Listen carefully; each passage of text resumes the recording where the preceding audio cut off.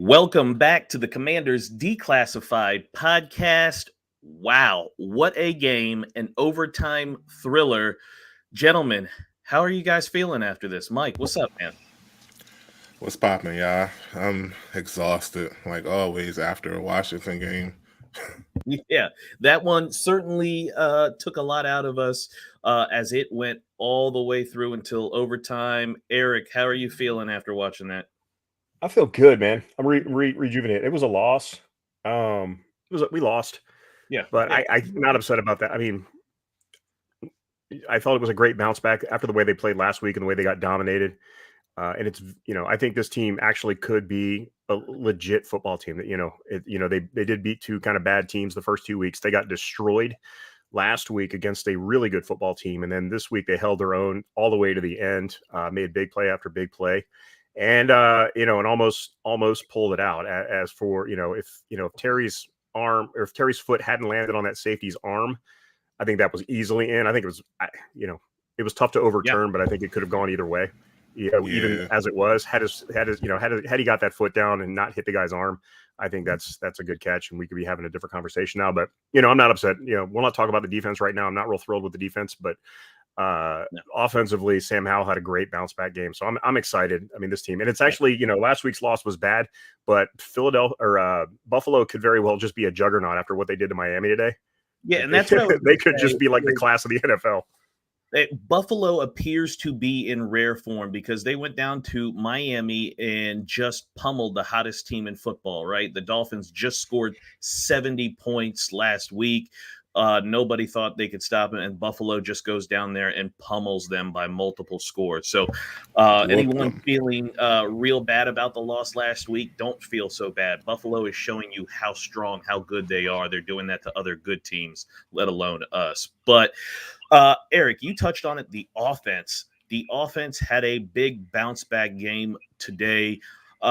First things first, let's talk about the game plan on offense today. Mike, what did you think of this offensive game plan as opposed to what we saw last week? Because I thought it was night and day different, and there's no reason it can't look like this every week versus last week. Yeah, so I think I like the game plan. I understood last week's game plan to an extent, but it just felt like this week there was a better flow with the play calling from Bieniemy. Maybe there were a few times where a pass probably should have been a run, or I forgot which drive it was, but he ran it too much. He probably should have thrown it too much, but that's hindsight being 2020. As far as like the actual plan of attack, I loved it. I felt like you had to attack that secondary early and often, and he did that with a few sprinkled in runs for Robinson. Like, I really liked the game plan. When was the last time we scored 30 points in 3 weeks, twice in 3 weeks? Mm-hmm. I know we had a dud in the middle, but like you said, the Buffalo game, it is what it is. Like, it was a bad game, but 64 points? Or 67 points in 3 weeks? I can't remember the last time we scored that many points in 3 weeks. Absolutely. I love the approach that Bieniemy took in this game. Eric, the coaching, the game plan that we saw today on offense in specific, what did you think about that versus what we saw last week from Buffalo? It was much better. He was much more willing to help his quarterback this week. The run pass balance was much more balanced early on. Ended up being I think 41 passes to like 26 called runs, and then there was a couple scrambles too. But early on, it was much more balanced. As the game progressed and the need to throw the ball, was there. They had to throw more, and that's going to happen, right? So I'm not nearly as upset about that. This was much more. Run pass was a much better mix in the first half. There wasn't Sam throwing 30 passes in the first half like he did against Denver, or throwing the ball all over the place, even though they're teeing off on him like last week. It looked like they made a point to run the ball. And, the numbers weren't great, but the run was effective. And you saw, B-Rob break off a couple of really nice runs there at the end on his last couple of carries. Because like I said, those runs for a running back like him, they add up and they stack. And, those it gets a lot easier to run in the second half. If the game had been a little more out of hand or a little more, whatever, they weren't playing from behind, I think it could have been a lot better. But it is what it is. I think it was a much better game plan overall from Bieniemy. I'm actually a little bit sad because I had a really cool meme that I made and I was ready for it this week if he called another crap game like he did. But I'll have to save it for another time. It's a great meme. We'll fix that later. Hopefully, I don't have to use it. I don't want to have to put it out, but I'm not afraid to. I will. We don't want to use the meme. That's the whole thing. We don't want to use it, but it's there just in case. It's motivation for B-Enemy to do it in my back pocket. Right. I was gonna sign into Twitter just to post it too, but he didn't. He ruined my day. He didn't. Well, I'm glad you ruined your day because yes, the game plan was much better. There's no reason this game plan couldn't have been applied last week, and that was the frustrating thing about watching this week is. Look what happened when we called the quick game. The ball got out of Sam's hands. I don't even know if it was less sacks. I think he still took some, but I think those were more offensive line than they were him today as opposed to last week. But the ball moved around. The running game, I think you're right, Eric. There's a cumulative effect with the running game, right? If you continue to go to it, you continue to lean on it and run, you see those longer runs in the second half. You see B-Rob, that big body that he has, start to wear down guys. And then all of a sudden, a 3-yard run now is a 12-yard run, a 15, 20-yard plus, and so on and so forth. And Sam kept his head about him, and he played great. And I thought the design, some of these pass plays to get McLaurin open into space, running away from the defensive leverage, I thought was great. So that was good to see. Much more detailed plan of attack on there. Defensively, though, it didn't look all that great. I was actually a little shocked at how easy it was. But Eric, I'll start with you. Defensively, did you like what we were doing on defense? So my concern on the defense isn't as much today as it is that this is 3 weeks in a row where they've given up 30 points. And it did get out of hand last week, and a lot of it was on the offense. But I mean, the numbers are what they are. They've given up 30 points 3 games in a row now. And that's a problem. Now, Philly has a really powerful offense. And the difference between Philly's offense and our offense, I think skilled players is a pretty good matchup. But I think Philly's offensive line is just dominant, and ours is not really built to win in our division. So we're going to struggle with that all year. Yeah.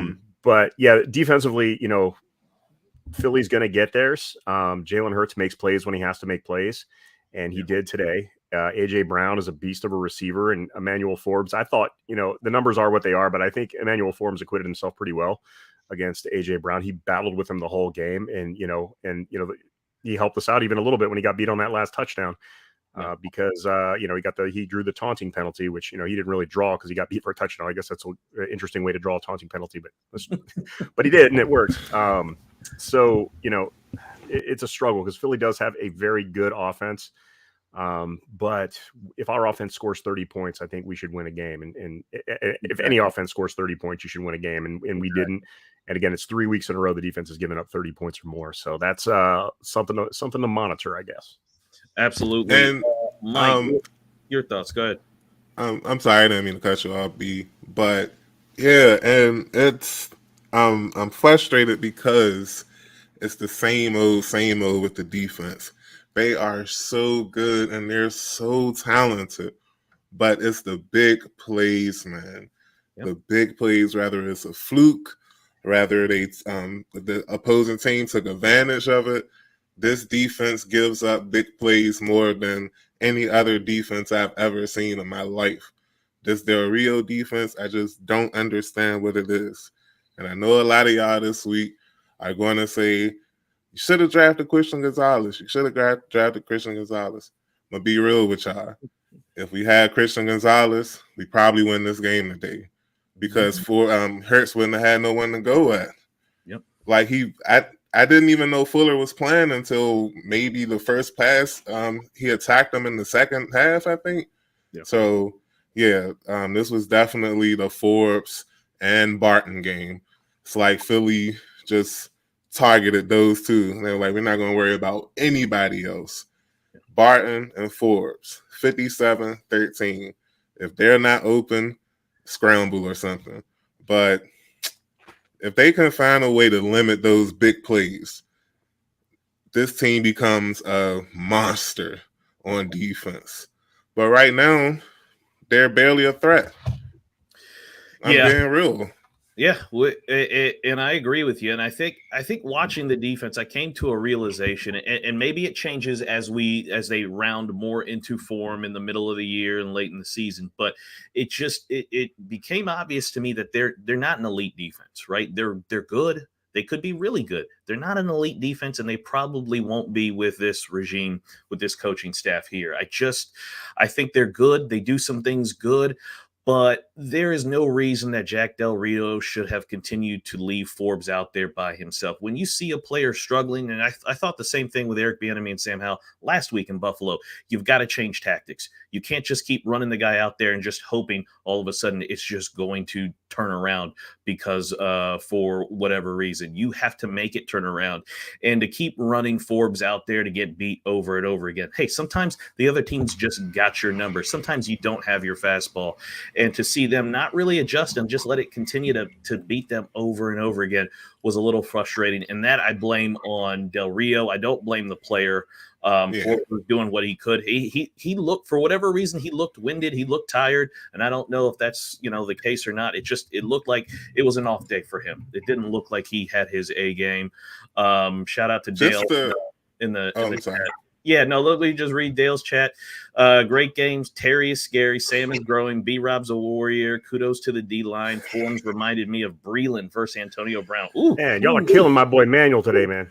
I got to come to defense. I got to defend. And that's, go ahead. And I'm shout out to Dale for the comment. That's a good comment. And that's what I was getting to. Hopefully, with a game like this, Forbes can learn from his mistakes. Yes. Maybe not be too aggressive with a bigger bodied receiver. Because I mean, Brown, like, let's make one thing clear. I know I said what I said about Christian Gonzalez, but that doesn't mean that I'm off the Forbes bandwagon or think he's going to be trash. You're a hater now. You're dead to me. No, I'm just saying, like, he's like, you saw he was exposed today. Like, let's just point it out. He was exposed. Like, it is what it is. But I was telling people when we drafted them that games like this may happen. If you remember, and I hate to make the comparison to a rival, but think about Trayvon Diggs when he first entered the league. The same things were happening to him. He was getting torched. But the more he learned how to position his body well, not get beat as much. He still gets beat. But I feel like Forbes can develop to that type of player. He just needs some time. Today wasn't his day. It is what it is. A.J. Brown is a very fantastic receiver. So, yeah, like you said, sometimes you don't got your fastball. And today was one of those days for sure. See, I disagree. I think he played really well. I mean, I just think right now in the NFL, really well. Look, A.J. Brown's a better player than Emmanuel Forbes right now. Today, A.J. Brown is a better, and he's going to win. He's going to win 8 times out of 10. He's going to win that battle. And you saw today, he won 8 times out of 10, right? But Forbes was, I mean, he was there all the way. In overtime, where was he? He was right down there battling. He was playing. He was still aggressive. He was being physical. That's all. I mean, that's what you got to see. You're right. I mean, he got beat plenty of times by A.J. Brown today. Yeah. He didn't give up. He was battling the whole time. And it's going to be an all 22 thing as well, because I know one of the big play down the sideline in the first half. Again, I'm not a defensive expert, and I didn't see all 22 film. When he hit him on that shot down the sideline in the first half, I'm 90% sure that was a cover 2 look, and that was just a throw that beats cover 2. It's basically the same play that Sam hit John Bates on against Denver. That kind of play where you've just got to hold in that zone. And, Forbes is playing his zone, and he's got a trail when he sees the ball in the air, but I don't think he just got burned on that play. Now, I could be wrong. We'll have to go back and when they see it. But there were definitely plays. But again, Forbes was right there. He did win. He did win a couple of the battles. And, I'm a Forbes guy. I'm a Forbes guy. And I think when you look back, hopefully this is a low point of the season for him. But if this is a low point for him, I think he's got a very, very bright future, because I don't think he played that poorly today at all. I think he just had to face a better player, and he lost because the player was better. But I think the sky is the limit for Forbes. I think even as good as Christian Gonzalez has been, and again, we were here live on that draft, I would have picked Christian Gonzalez at the pick that we took to Emmanuel Forbes. As good, I still think Forbes is going to be just as good, if not a better corner than Christian Gonzalez in the NFL. And I will die on that hill until it's proven otherwise. And I'm just destroyed in this argument. I think Forbes was the absolute best corner in the draft for this defense. It just today he had a bad day, and Yeah. again, if this was the worst day he's going to have, I think he's got a super bright future. So I'm all in on Forbes still. And let us, if we don't learn anything about young football players, is that they're learning, they're growing, they'll take their lumps, right? We saw Sam Howell last week take some lumps, and then we saw him bounce back this week. So Forbes, we saw him take some lumps today, but like you said, Eric, I think there is lots of room for improvement, and he'll have a better game next week and hopefully for the rest of the season as well. A lot of people always say I'm somebody who, you got to win the game. I want to win every game that I can. Some people say, well, there's moral victories, right? You can win even though you lost. Eric, I'll start with you. Is there any kind of winning here, even though we lost today, or is it, hey, you lost, you lost? I mean, you lost the game, but I think the effort this team put in and their ability to hang in there and just keep it close and come back at the end, it almost makes Sirianni look like the pompous ass that he is for throwing that deep bomb instead of running the clock down. Yeah. And I'm actually glad Philly ended up winning the game just because of that, because that means Sirianni's going to just keep being ballsy and do it again, and it's going to bite him in the butt, hopefully against us. But I'm not a Sirianni. I think about Sirianni the way that Brian thinks about Dan Campbell. Exactly. But I think offensively, I think the way the quarterback played, Sam Howell played, especially that last drive, that's a grown man drive right there. And that drive to me says that Sam Howell is for real. He's not Nathan Peterman, right? He had a bad game last week where he looked like Nathan Peterman. He's not a bum. I think he's going to be a solid starting quarterback. He played a really strong game today. And this isn't like a thing where like he puts up big numbers in garbage time. I mean, this is like crunch time with a chance to win games on the line. He's going down making plays. Yeah, there was no garbage time in this game. Yeah, it was a huge step in the right direction for Sam Howell. And we had a Jahan Dotson sighting finally. So I'm happy to see that. And definitely it's a loss, and a loss is going to be a loss. But there were definitely some bright spots. I thought Jamin Davis against the run played a pretty good game. Against the pass, he looked like Jamin Davis against the pass. But he had some really good stops on DeAndre Swift. And defensively, look what they did. They held DeAndre Swift to 50 yards, below 50 yards. Yep. And that guy's been running all over everybody for the last couple of weeks. So that there are some bright spots for sure. And I don't feel as sick as I normally do or as mad as I normally do after a loss. I think this is just a great, a good quality team win. And I thank Nick Sirianni for throwing deep on that and throwing that deep touchdown, because I think I would have felt a lot different if he had just like held on to the ball, grounded down, and kicked a field goal. I would have been a little angrier, a little more upset. But because, we just got the opportunity to see like the future of this offense, in my opinion. Yes. On that last drive, I'm a much happier loser than I normally would be. Mike, any moral victories here, right? Like, we lost the game, but is there anything good that can be taken from this? What do you think? Or is it just a hey, we lost, we got to go to next week now? I mean, I'm happy that the team played well.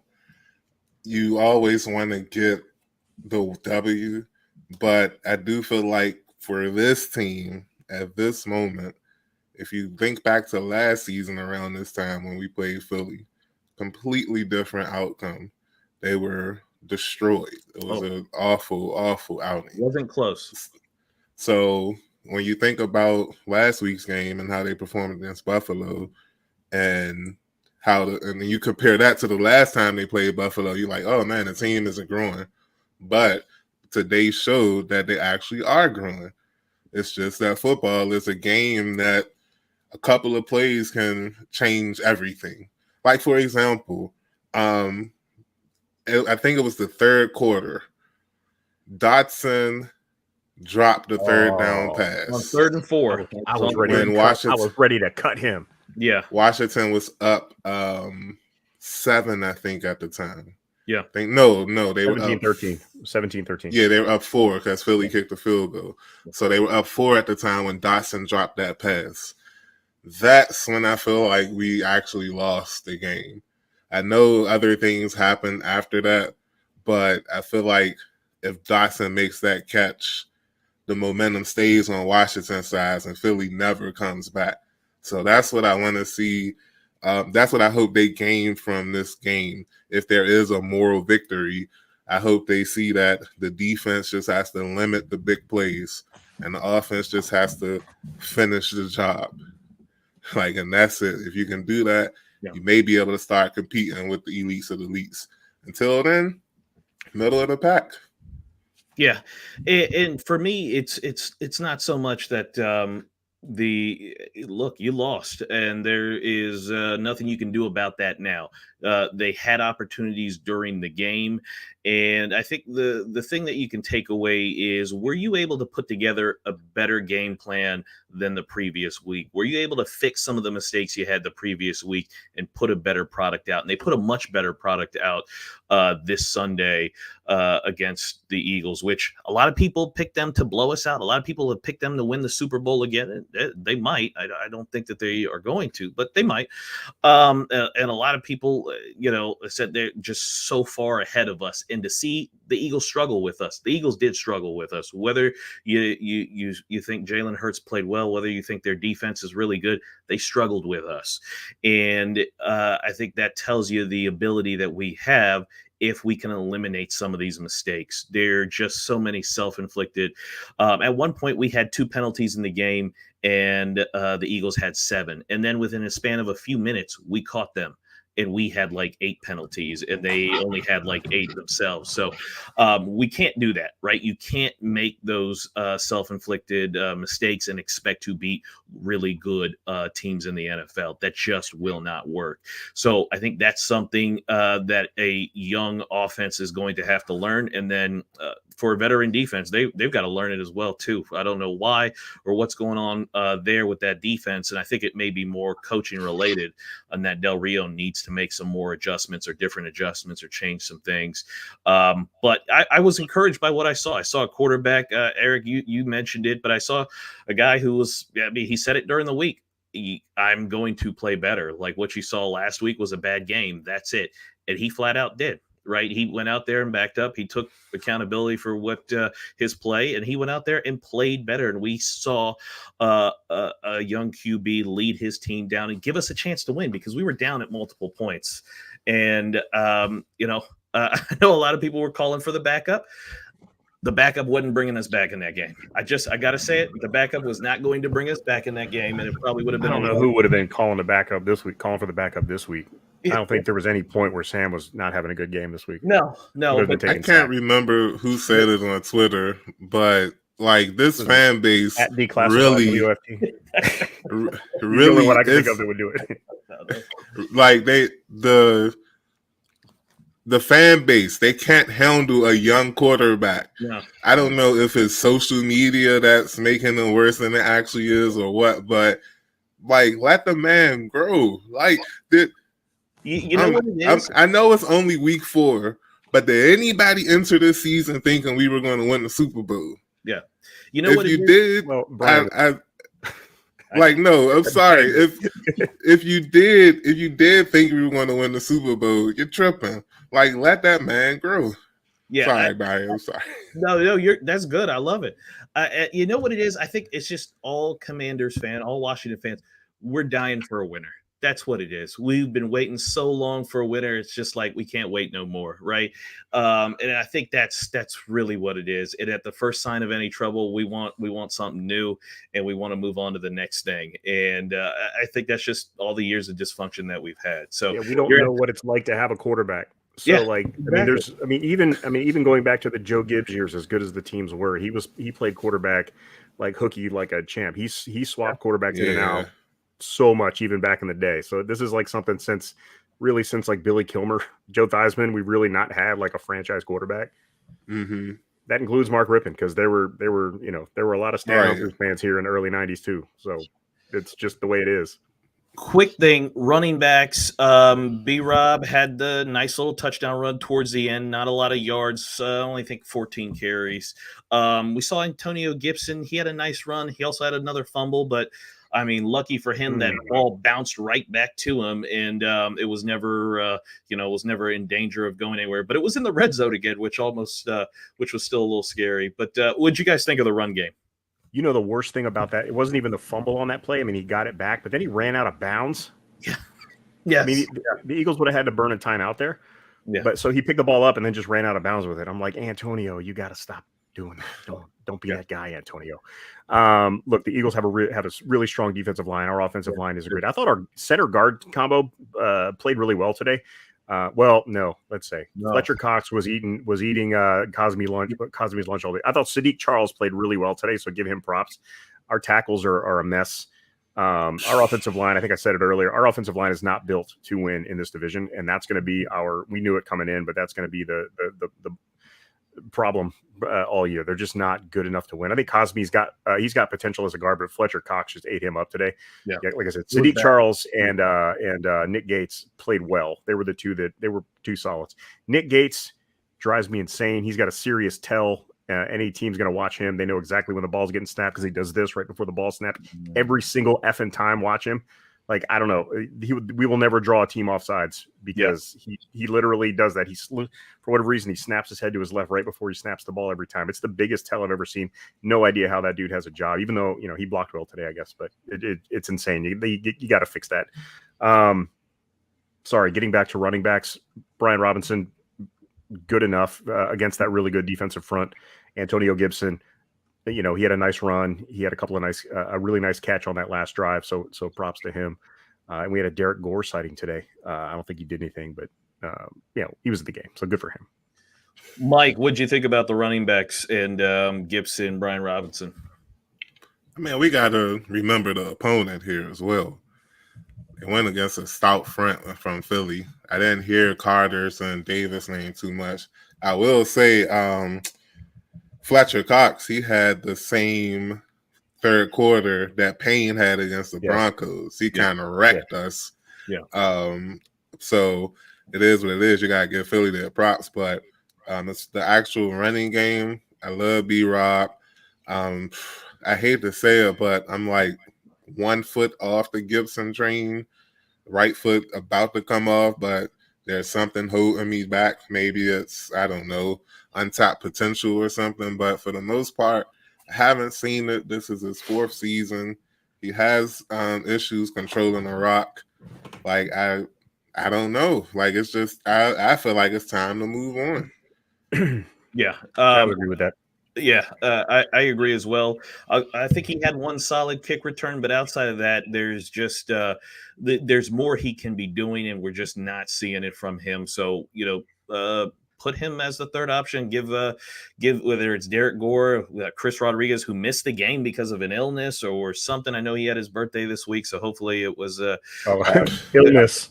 Yeah, right. Hopefully it wasn't too much illness and partying or anything like that. But I will say Fletcher Cox, it was on 2 separate drives. On one drive, I saw him throw Nick Gates to the ground and then apply pressure on Sam Howell. And then the next drive, he put Cosme on his back, and I was just like, to your point, Eric, our offensive line is just not stout enough to play in the NFC East on a consistent basis. We can get wins here or there and games here or there, but for long-term success, we need to have a line similar to Dallas, similar to the Eagles, just giant, big, strong guys who are able to absorb a lot of that pressure and not kind of collapse the pockets on a regular basis. One more Antonio Gibson note. He did also get Sam Howell sacked at one point too, because he just went out on his pass route instead of picking up a blitzer, which was his first responsibility. So another strike against AG. No, absolutely. Last stats here. Jalen Hurts, 25 of 37, 319 yards, 2 touchdowns, 3 sacks. He had 9 carries for 34 yards. What you guys think? We actually stopped what do they call it? The tush push play. We stopped it the first time, but then they got it like the following 2 times. Eric, what'd you think about how we defended Jalen today? I mean, you got to stop. They're going to keep doing it until it gets stopped. Hurts, he is what he is. He's turning into a really good NFL quarterback. I never thought he was going to be as good as he is. So I'll eat my hat on that one.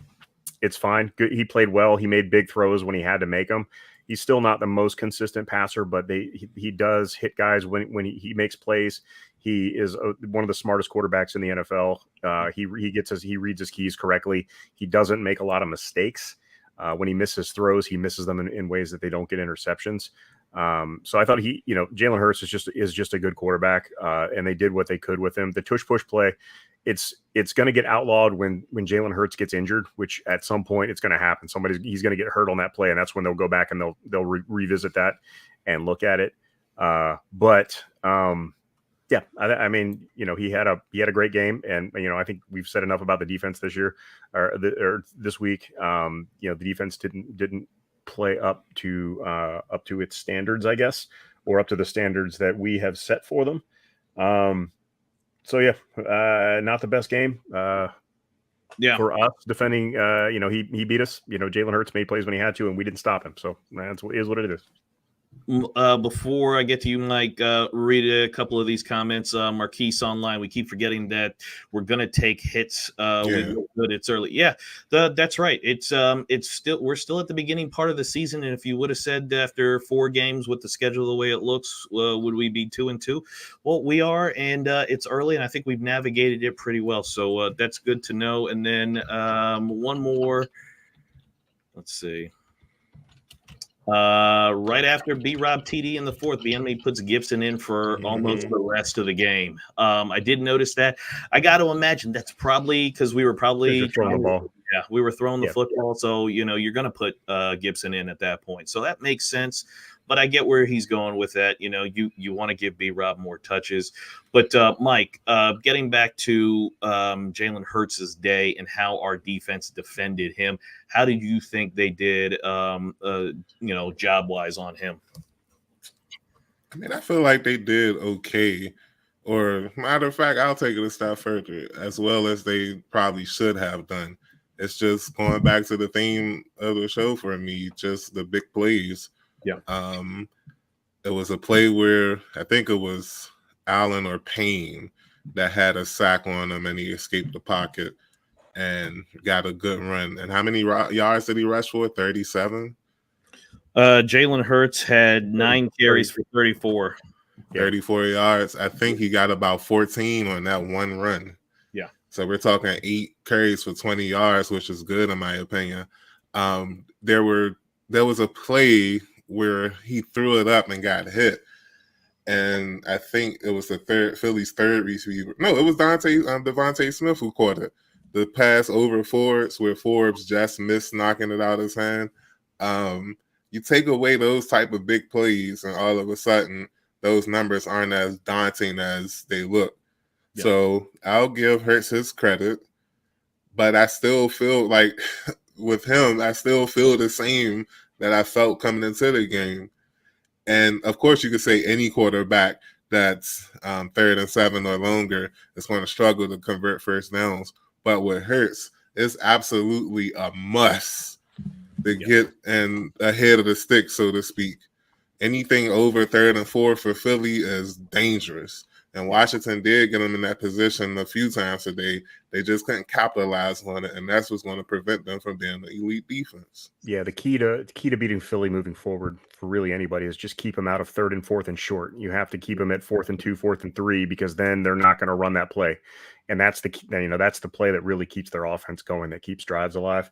But again, with Hurts, I mean, he just today especially just seemed to make every play that he had to make. And that's great. And he got away with, I think Forbes could have had an interception on one. Antonio Gibson or AJ Brown rather came back and broke it up. He got away with a couple throws today, but so did Sam. So it is what it is. Great. Yeah. It was a great game from Jalen Hurts, though. Matt, nothing but respect for Jalen Hurts. I think he's a much better quarterback than I ever thought he would be. Yeah, no, he played well today. He played well enough to get them the win.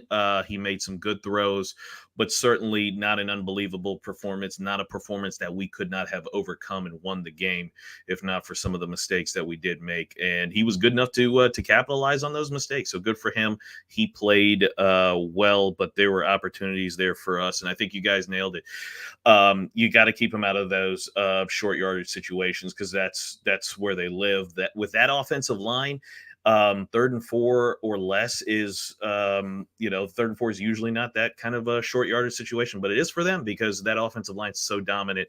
Jalen Hurts has so much time back there to kind of read everything out and take his time and go through his progressions and then deliver the football where he needs to. So, all right, let's finish this thing up. I just want to read a couple of stats and then you guys give me your last thoughts. So Sam Howell on the day, 29 of 41, 290 yards, 1 touchdown. He had 6 carries, 40 yards. Terry McLaurin, 8 catches, 86 yards. Jahan Dotson, 4 catches, 27 yards, 1 touchdown. Brian Robinson had a rushing touchdown, 14 carries, 45 yards, and that 1 rushing touchdown. Final thoughts about the performance, about this game? Anything, Eric? Well, I don't know, not necessarily this game, but I would like to point out that we signed Cody Barton in March, and Zach Cunningham was a free agent until August. How good did he look today? He looked really good. Hey, Zach Cunningham, man. I love Zach. He's one of my favorite NFL linebackers. I think you and I were in total agreement on this dude. Like, he's an unbelievable player, and he's just sitting out there because people don't think inside linebacker should be 6'4". So I seriously think that's his problem. Yeah. Do you remember that play where Samuel caught it and he looked like he was about to break loose and Zach Cunningham was grabbing his jersey like, nah, son. You're not going come back over right here. Back here. Yeah. Cunningham's so good, and I'm really, really pissed that we took Cody Barton instead of him. But that's my only takeaway from that. And one last thing about Cunningham. Look how good he looks behind a defensive line. Just imagine if we had a competent linebacker or a high-level linebacker behind our defensive line. Like, he was just flying around untouched anywhere he wanted to go. But anyways, Mike, given the offense, their stats, how well they play, you made the comment 2 games in, well, except for the Buffalo game, but Denver in this one, 30-point-plus games. Any final thoughts on this team, the offense, where we're heading next week? What? It's all for me. It's about the next 4 quarters of the season. You have a chance to go 3-1, but you gotta take advantage. You gotta beat the Bears on Thursday. You gotta go down to Atlanta and take out a Falcons team who's not the elites of the NFL. You should beat them. You beat them last season. You should beat them again. Then you got the Giants coming to town. We owe them. Yep. We owe them. No need to say anymore. And guess who's coming after them? The Eagles. We owe them for today. So I'm just saying, if the team isn't fired up to just wreck stuff by now, then they're not the team I thought they were. I'm ready to rock. I feel like they're ready to rock. And we'll see y'all in 5 days on Thursday. Do not lose to Chicago. Yeah. Oh, my goodness. Especially after what happened today. They were winning. How many points they were winning by at halftime? Maybe 14 or 17, I think. And they lost. Yeah. They lost. So, I mean, and Justin Fields, he did have a nice game. He threw 3 or 4 touchdowns, I think. So he's coming in on a hot streak. Or a heater, but he threw the game. You can beat them at home. He threw the game-ending interception. So really, yeah. Oh well, maybe he's not coming in as hot as I thought. Yeah, he already cooled himself down. But Mike, I think you're spot on. Listen to the guys that we've got to play: the Chicago Bears, the Falcons, the Giants, the Eagles, and the Patriots. Those are the next opponents. Those are winnable games. Those are games that we need to win, because usually we struggle with some of these teams. We lose to people we shouldn't, and then all of a sudden we're in desperation mode come the end of the year, and we're waiting for other teams to win, lose against other opponents. No, take care of business now. You put together a great performance against an alleged Super Bowl contender that everyone picked you to get blown out in, and that Super Bowl contender struggled with you all day. So let's go out there and put some of these victories together. We'll see everybody back Tuesday night for the deep dive on this Bears team and what we got coming up for Thursday night, Amazon Prime. Guys, we'll see you. Peace out.